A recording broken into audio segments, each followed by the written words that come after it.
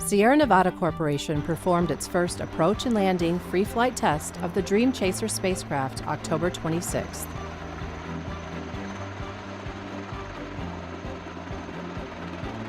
We have SEP arms and change mode ready. 3, 2, 1, release, release, release. Good release.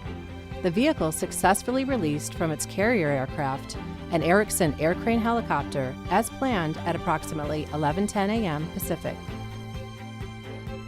Following release, Dream Chaser's automated flight control system steered the vehicle to its intended glide slope.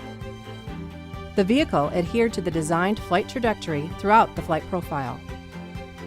Less than a minute later, Dream Chaser smoothly flared and touched down on Edwards Air Force Base's runway 22L, right on centerline. While there was an anomaly with the left landing gear deployment, the high-quality flight and telemetry data throughout all of the critical phases of this approach and landing test will allow Sierra Nevada Corporation teams to continue to refine their spacecraft design.